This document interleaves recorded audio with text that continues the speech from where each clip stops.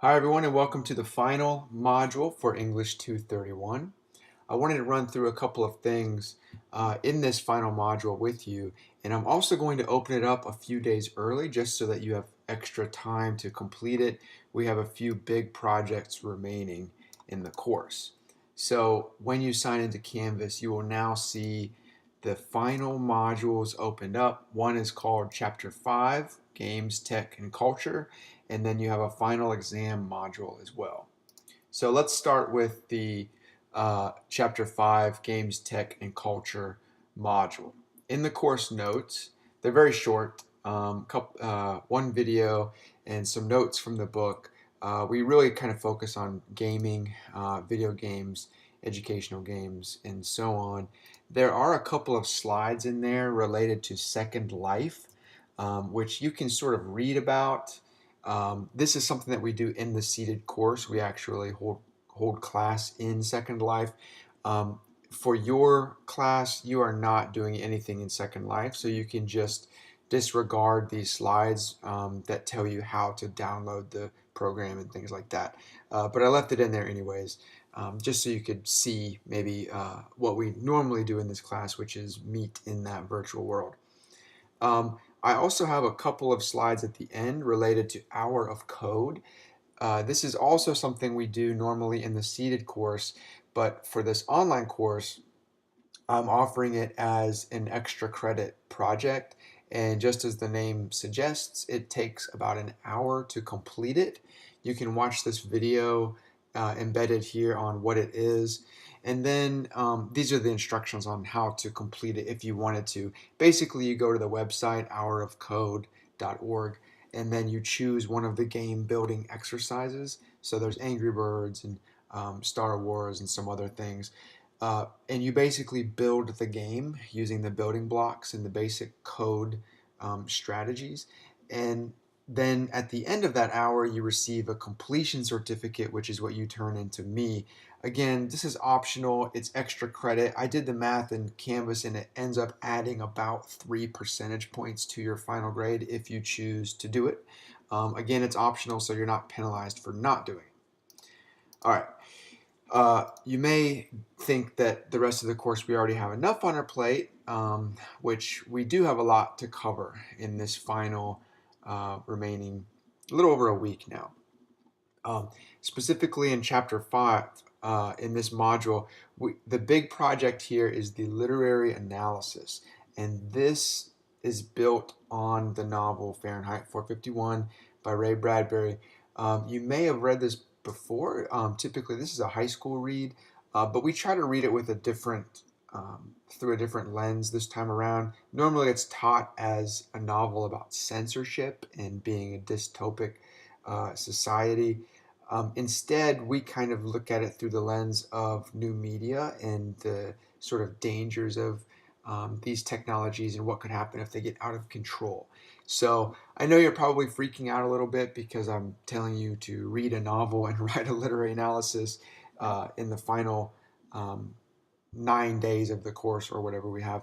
But it is a fairly short novel. And actually, if you look at the assignment guidelines, if you don't have access to the book, so you can go to the library and get it, uh, I found the PDF version here, and you can read through it online if you don't have access to the paper version.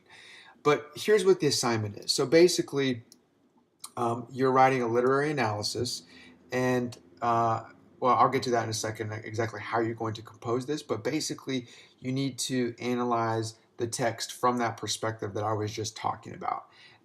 You also need to be able to pull specific evidence from the text. So yes, this is how you show me basically that you've read the text, is that you're able to pull this information out of the text through summarizing, but mainly through paraphrasing and quoting, both things you need to use MLA citation for. Um, the first step in the literary analysis is to develop your thesis. And I'm trying to get you to connect this novel to the content in the course that we've covered. So I give you an example thesis here where I kind of break it down and tell you the necessary elements of a good thesis for this paper. So in this one, I'm arguing that the book is not necessarily about censorship, but that it's about what is lost when we adopt new media. And then I go on to further argue. Note that I'm using the word argue because you're making an argument here, that Bradbury holds deterministic views. So what do I mean by that? Well, I would go on to explain how he and McLuhan are alike, or I could even compare him to Kurzweil in some respects, and I could talk about their views on technology, or what I think their views on technology would be. This is my argument, and that's the key part to your paper, is what's your argument? What are you making? So don't just summarize the text and what happens. I'm more interested in you taking that text and making a larger conceptual argument about the text and its relation to new media. So that's what we're trying to get out of this paper.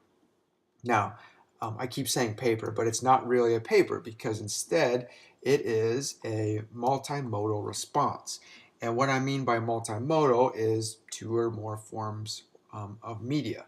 So what you need to compose, instead of a written paper, traditional essay, you need to combine media. So you can do a photo essay. That's the combination of your traditional essay, words, and photographs that either you take on your own or that you use from online sources.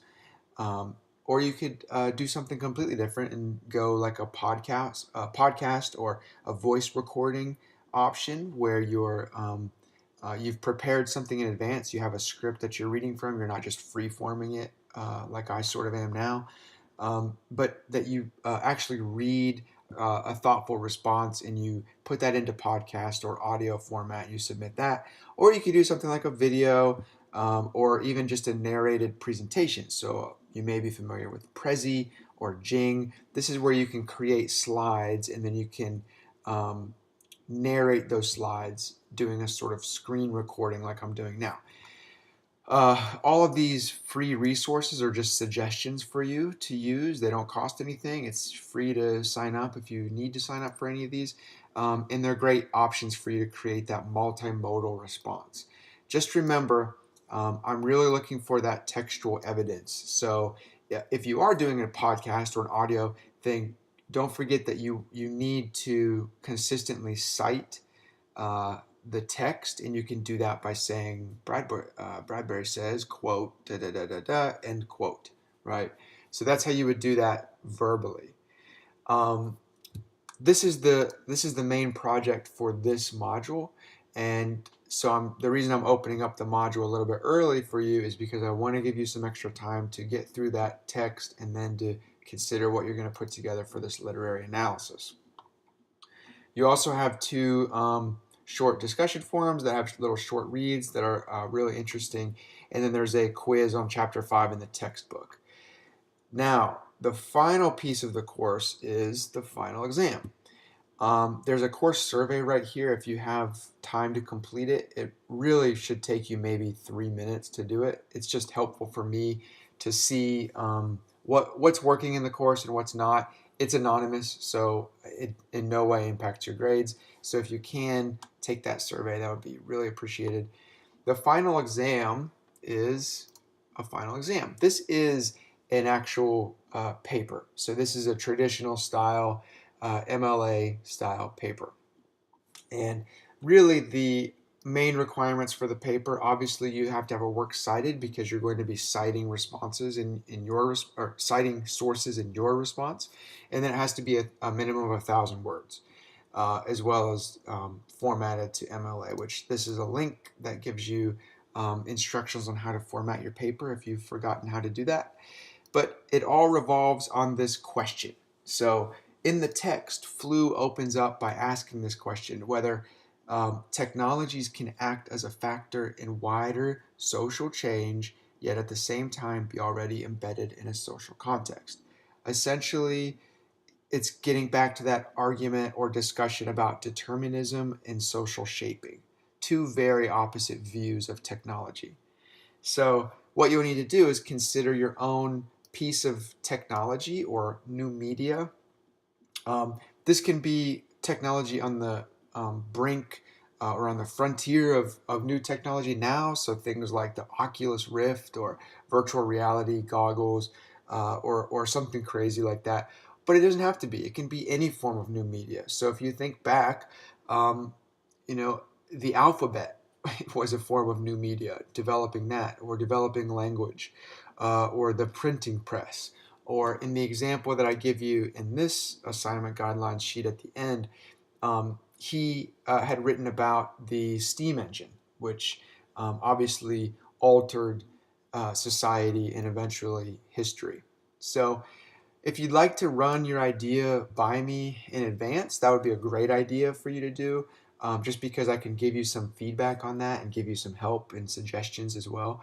So that's the first step, is what's your new media or piece of technology that you're going to focus on?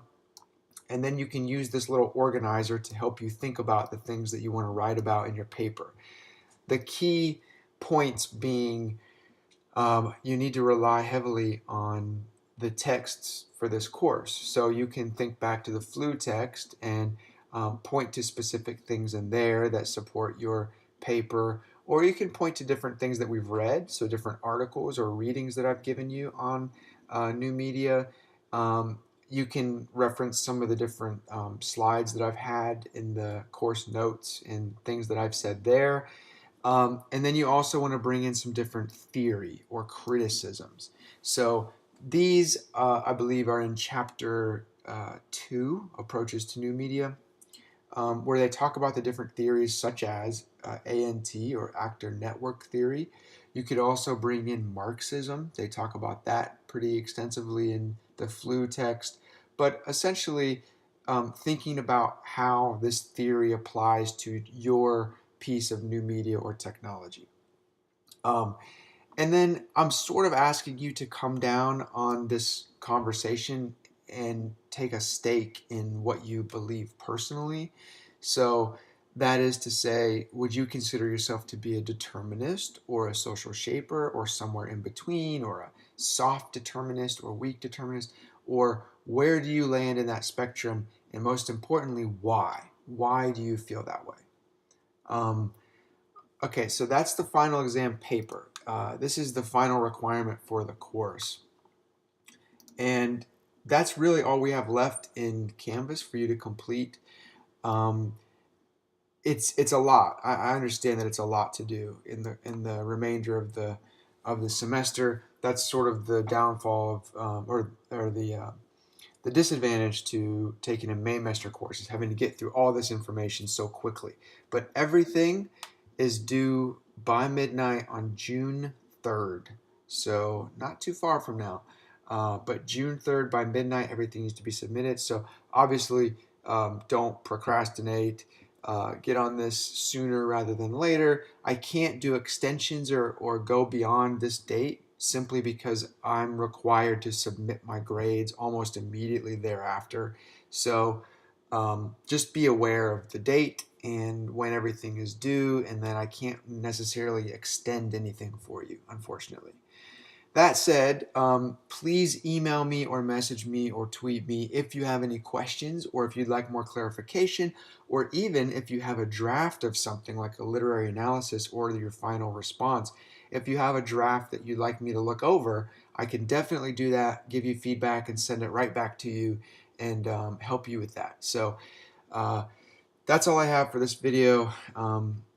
I guess get to work. We have a lot of work to do, and I have a lot of grading to do. So that said, thank you all for your hard work this semester, and I will be in touch shortly.